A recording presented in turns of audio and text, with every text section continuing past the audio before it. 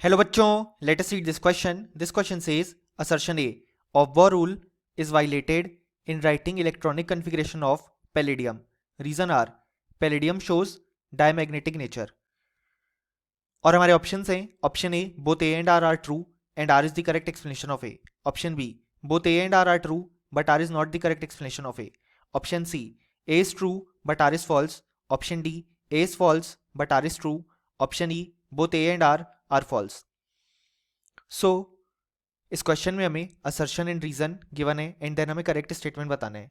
सो इस क्वेश्चन को सॉल्व करने के लिए हमें जो की कॉन्सेप्ट रिक्वायर्ड है वो है यहाँ पे इलेक्ट्रॉनिक कॉन्फ़िगरेशन ऑफ पैलेडियम. अब अगर हम यहाँ पे बात करें पैलेडियम जिसका सिंबल होता है PD, इसका एटॉमिक नंबर है 46. सो यहाँ पे अगर हम कॉन्फ़िगरेशन फिल करना स्टार्ट करें तो वो होगा 1s2, 2s2, 2p6, 3s2, 3p6, 4s2, 3d10, 4p6.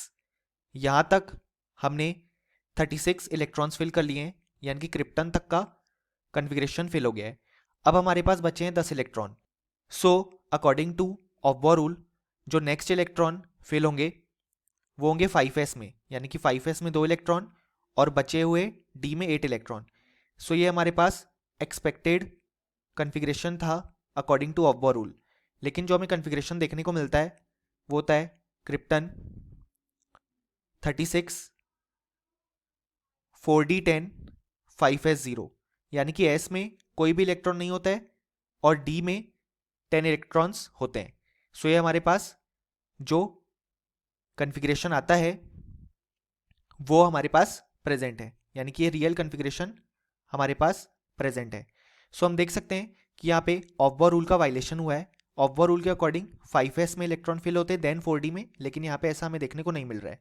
सो हमारे पास जो असर्शन ए है वो बिल्कुल करेक्ट है कि Aufbau rule is violated in writing electronic configuration of palladium.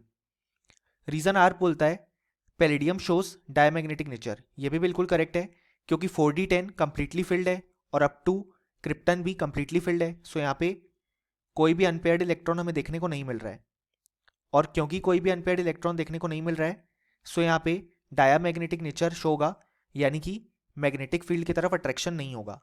सो यहाँ पे असर्शन और रीजन बिल्कुल करेक्ट है, लेकिन दोनों सेपरेट स्टेटमेंट है. यहाँ पे रीजन आर जो है वो इसलिए ट्रू है क्योंकि यहाँ पे नंबर ऑफ अनपेयर्ड इलेक्ट्रॉन 0 है और असर्शन खुद में ट्रू है. सो यहाँ पे जो करेक्ट आंसर होगा वो होगा option B, both A and R are true but R is not the correct explanation of A.